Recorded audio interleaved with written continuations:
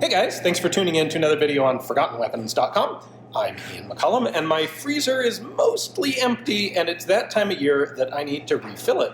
So I have come to Oklahoma with Greg Ray of Outdoor Solutions for one of his awesome field-to-table classes. So you've been doing this how long now? So the field-to-table, we've been doing this, be 6 years in May. Wow, okay. Company's been around for 20 years. 20 years last October, yeah.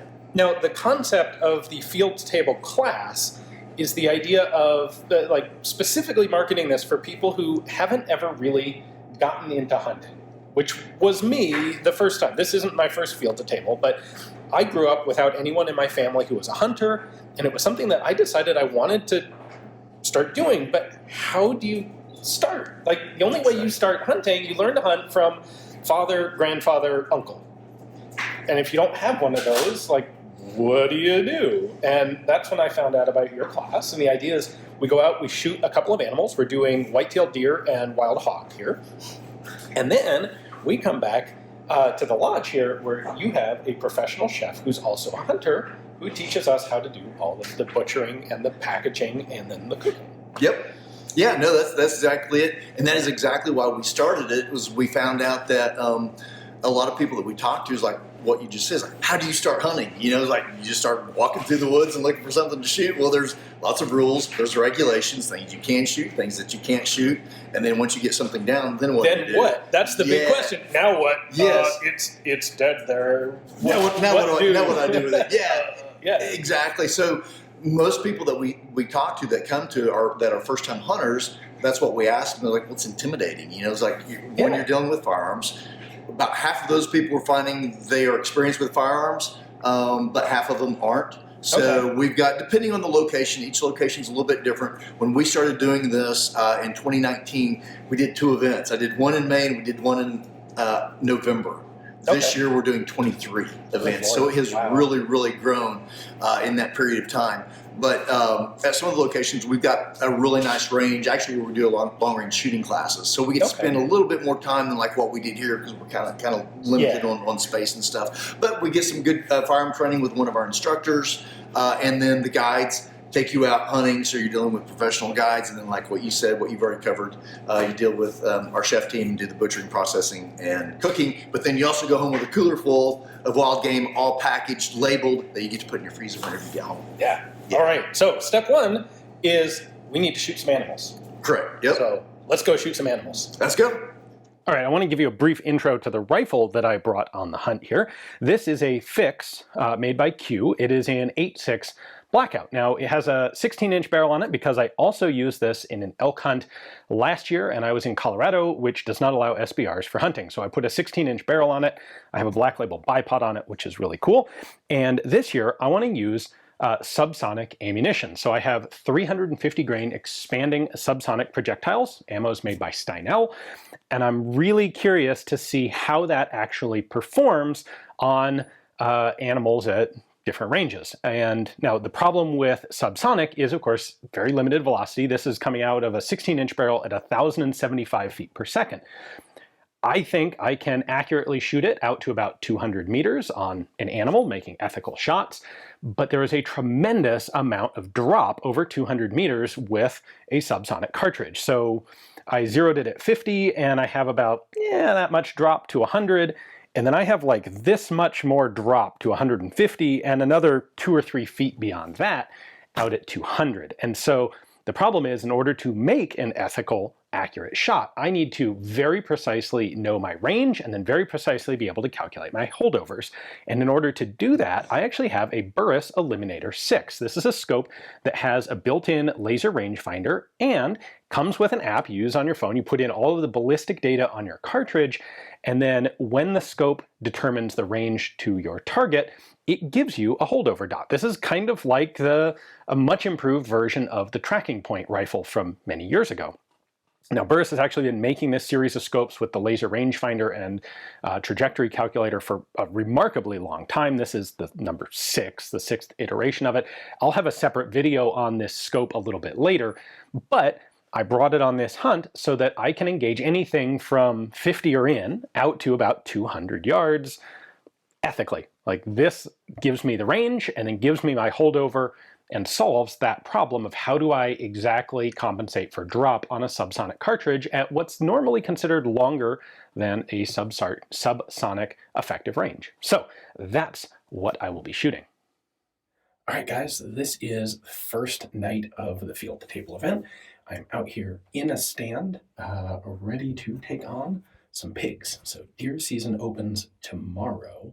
Today is only pigs, if I can spot something out here. So the range at this point is 89 yards, which is really quite close. I barely have any holdover, although even at only 89 yards from a 50-yard zero, I still actually have a noticeable bit of holdover that the Burris here is giving me. So hopefully we get some hogs to show up this evening, and we can take one or possibly even two of them. They have a feeder out here that is on a timer, and it should go off in about an hour. So this is pretty much going to be like shooting pigs in a barrel, which frankly is just fine because this is a field to table event. And the whole point of this is learning how to do the preparation and the butchering.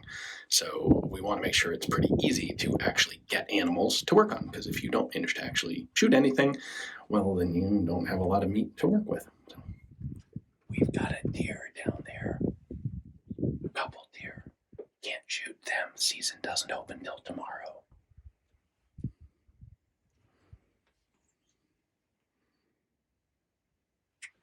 Well, we've got deer, we've got quail, and we've got blue jays, but no pigs. All right, it is now 30 minutes before sunrise on the morning of day number 2, and we're back out here at the same spot. My little deer aren't here anymore, but hopefully we'll get some animals showing up this morning.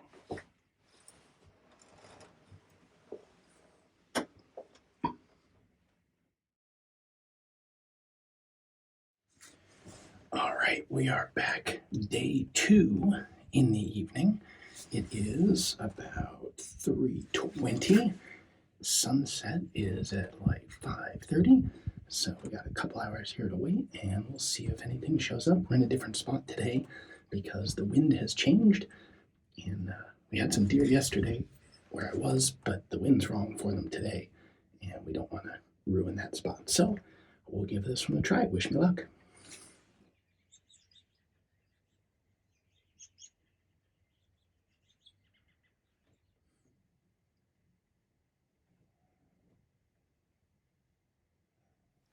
All right, I did end up managing to get a deer this evening, and I got none of it on film.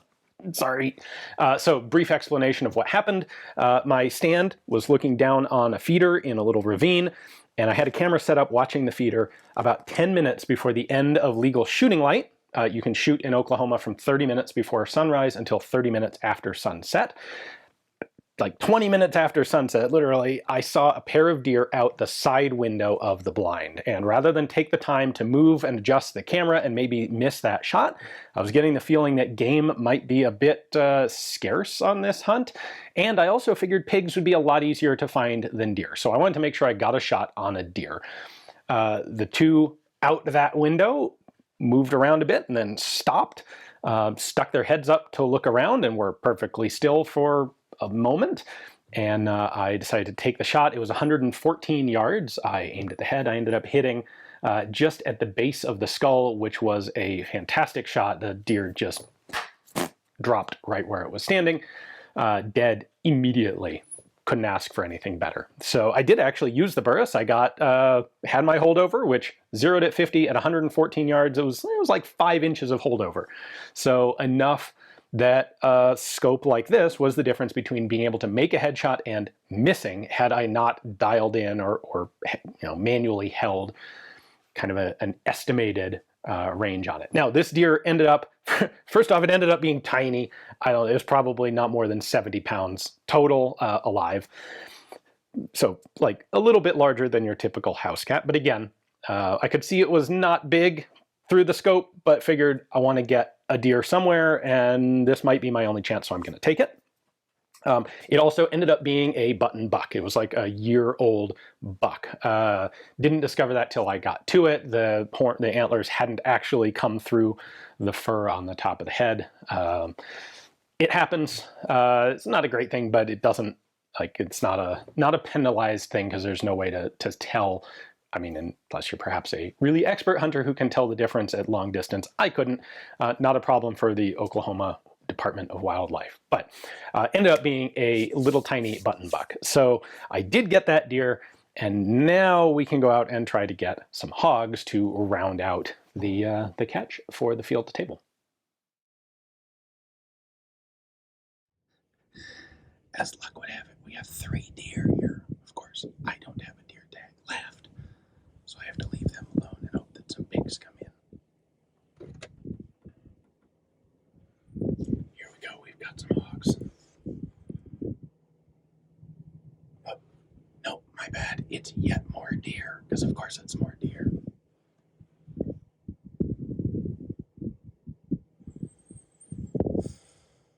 off, and now we have another deer.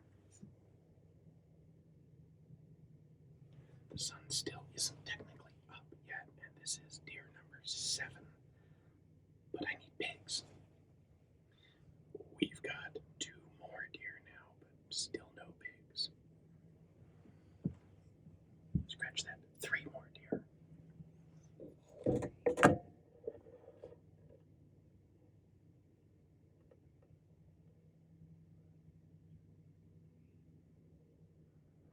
All right, this is the afternoon of day 3, and this may well be my last chance to get a hog. It's been really kind of weird to me that we haven't seen. I've literally seen not a single hog yet at all.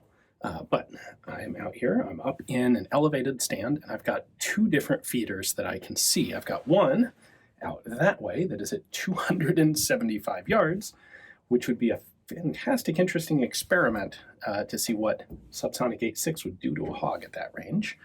I have a second one out this window that is at 130 yards, and what I'm told is that typical behavior is that they will show up to that feeder, nibble there, and then wander across the field out here over to that one. So I should, in theory, have an opportunity as they're crossing between to make a hit, or make a fairly, I mean, it should be a pretty no-brainer of a hit out there at 130. Worst case, if they go to the long one and just stay there, and I don't want to try shooting that far, I can just actually get out of the hide and hike my way over sneakily and see if I can get a little bit closer and get one, or 2 maybe. We'll see. But that's what's up. It is 4 o'clock now. The sun goes down at 5:30, so we'll see what happens. All right, unfortunately, it looks like I have struck out once again. So I've got the one deer, small deer, very small deer, slightly larger than a typical house cat, but that'll have to do for this time. It's a gamble. You don't always, if it were super easy, well, it'd be super easy, but it's not. Anyway, let's head back to the lodge.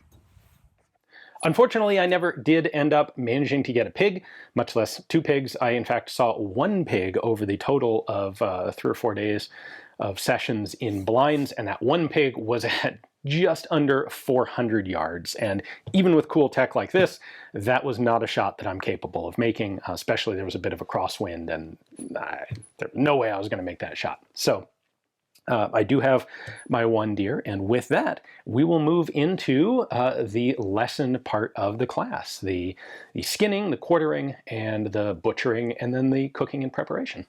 Well, I'm Joe Calistro. I'm one of the chefs for Outdoor Solutions, Field to Table. My background, I grew up in a culinary environment. My dad had a restaurant and catered in Portland, Oregon, and I developed recipes and stuff off the family recipes and adapted to wild game and fish. I actually was in law enforcement for 30 years, and I retired from that and took up the cooking in lodges in Alaska and Oregon and Idaho and part of Canada, and then came to work with Greg. So primarily I teach the hunters how to process the game they harvest, whether it's a deer, elk, antelope, hog, birds, and we identify the different cuts of the meat, and then we go in and we prepare a 5-course meal, and I teach them how to cook the different cuts of meat, from a tender cut, semi-tender, to tough cuts, and the different techniques on how to properly cook those. All right, so next up, we're going to skin the animal. Because of course, well, that's the first step in getting to the meat. So we start with a cut right down here on the back, and then I'm going to go circumferentially around the leg here, just like Greg has already done on this side. And we can peel the whole thing off, essentially.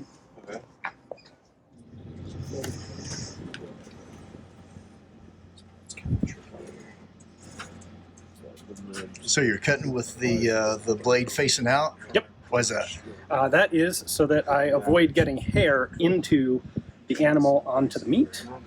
That's a little easier on the blade, and it's a lot cleaner. We don't want to end up trying to clean hair off the meat. This is the annoying, tricky part, getting it started. Ready? All right, now we've got both of the rear quarters skin taken off. We now have the tail to deal with. There's a little bone in there, of course, but instead of trying to cut through it, dull the knife in the process, I should be able to just pop it. There we go. I'm gonna just kind of right here and take that. Yeah. That was it. Okay, now we could go through and just slowly slice down with the knife the whole way, or I can just roll this a bit. The fur is nice and easy to grab onto. And then pull that down. Oh, somebody stole. Yeah. There you go. All right, and now we need to repeat this process on the front legs. Pretty good. Or do Ready?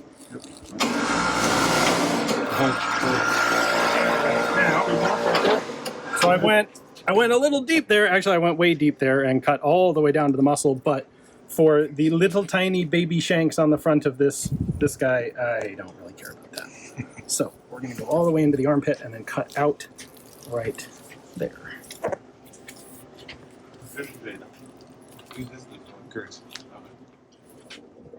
Yeah, it's bad anyways. Okay, you're Larry. Keep going down past the knuckle. Was there any other meat on my thing? There you go. You can trim on I tell the kids at school. My name You can use your body to hold that leg back. There you go. And then when you pull on it, it won't. Okay. So you can get right to the hide then. Yes. Oh, I was going to ask, how do I clean this up? Or Here. Just get to the hide. Yo, mama. Now I hear Joe's pull playing the that ball piece. game. And I'll hold on to this and it'll come. There you go. Yo, mama.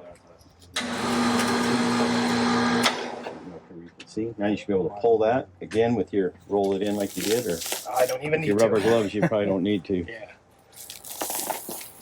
So then last night when we gutted him, you see how we pulled the esophagus out, because that's the part that'll spoil the quickest. Okay. Is the neck and esophagus.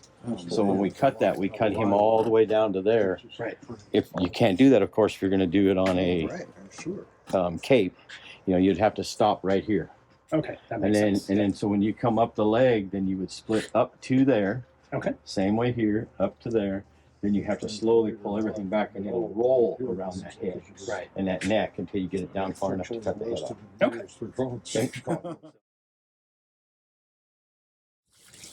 So what are we doing now, Ian? All right, we are now, this would be the primal cuts. We are quartering the animal into 2 front quarters and 2 hind quarters. Okay. Keep going right there. Just come right down there along there. And what you're going to do is when you get into there, you'll see that, yep, you'll see the shoulder blade. Once you start cutting in, you're going to have to go more in right here. Yeah, that's all tight, it's tendon. Ah, there. There's no bone there, that's all. These shoulders have no bone attached. That's probably Yep. There you go. All right. Yep. You see the cartilage right there? So you got to stay up on this, come right in here. You're just gonna go right on the inside, just like that, all the way through. Yep. There's no meat down here you're gonna hurt. So. Fairly quiet. Nice. Yep. There it goes. There it goes. Fit well with Chinese culture.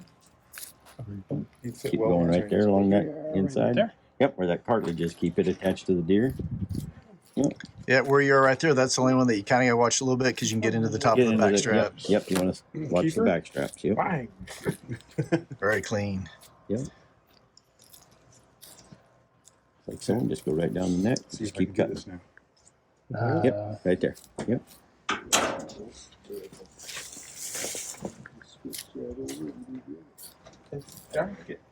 That keeps it warm. That's it. There we go. That is one front quarter. Not to scale. This is about 50% scale for a real deer. 25. All right, next, the tenderloins, which are this and this. This one got cut, unfortunately, while we were field cleaning the animals. But this is filet mignon. So it's connected to the spine here, and then it goes like all the way up to about here. So you don't cut it there. It goes all the way up to the top.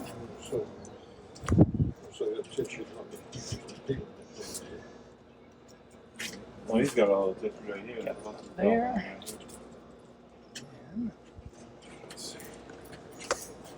You can't even rip a single tip. Come on.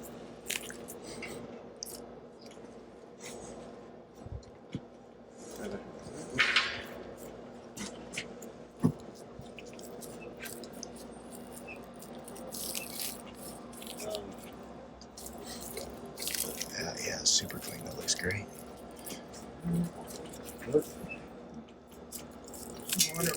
All right, so there is, again, a tiny miniature tenderloin. This is called the chain. This is a separate muscle that we can actually just pull off, like so.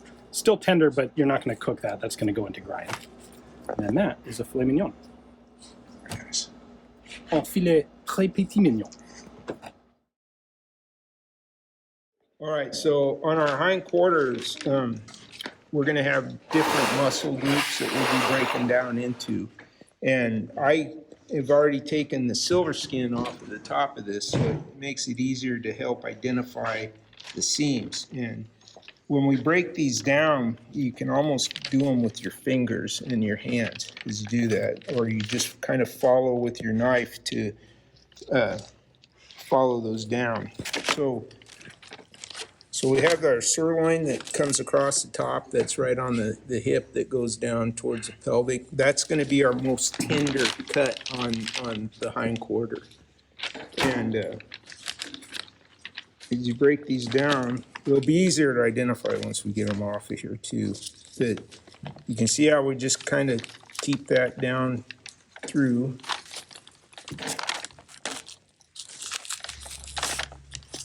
Just like that.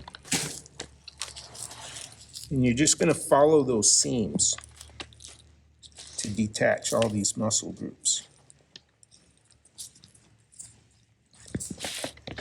As we come in here,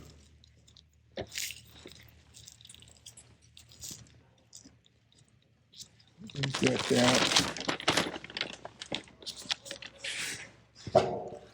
We've got our cap, or what is the tri-tip. Covers over there. And on your elk and cattle and stuff like that, that's normally a lot bigger. It's a little tougher cut. Usually on these deer and that, we'll use it for a grind on there. And then Yeah, so on that, the one that's facing up right there that he has, that's the top round. Yeah. And it, the lines go vertical, you can see there, and then whenever he flips it over, the bottom round, they go at a diagonal. So that's kind of an identifying mark to be able to tell the difference. What Ian was just talking about is very true. So at a processor, if you've ever had a piece of wild game processed, and you say, "Oh, give me some steaks roast, grind the rest," or whatever. When you get steaks back, you get these steaks that look like this, and people think, oh man, I'm gonna throw that on the grill. And one of you guys, I remember somebody said something about it curling up. Was that you, Greg? Yeah. So you throw that on the grill, and all of a sudden it just curls up like bologna. And that's because they've taken a whole hindquarter, like Ian was just talking about, and they run it through a bandsaw, and it's going through about 4 different muscles there with all the sinew. You see that Chef Joe just pulled out from there. So all that sinew is in there, and you've got these round pieces that have 4 different muscles, and you throw it on the grill, and it just starts to curl up because all that sinew is still in there. It's not a steak that you would shrinking up. Yeah. What we have here is a salt and pepper venison that we're deep frying, and it'll be twice cooked. Basically, we'll saute some jalapeno sliced peppers and sweet yellow onion, and then we'll toss this in with it for the final dish. Nice.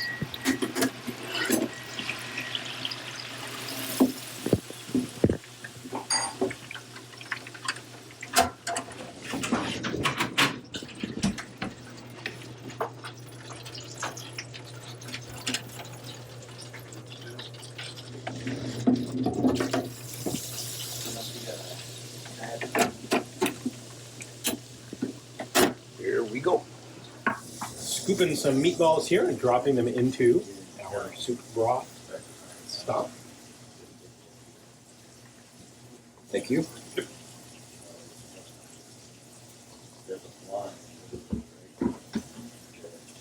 These are cool because they're always like 5-course meals that the chef runs us through at the end of a field-to-table class.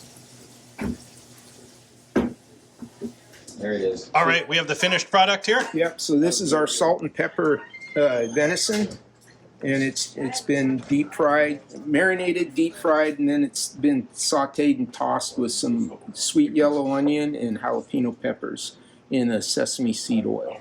That looks delicious. And we've got our lion's head soup. It's also just with the Napa cabbage, leeks, and bok chow, and the pork meatballs. nice. That we made earlier. So they call it the lion's head because in the bowl they peek up through there and they kind of, with the rough cut, is able to run it. All right, Greg, what are we doing here? All right, so we've got, we're finishing up the last part of it.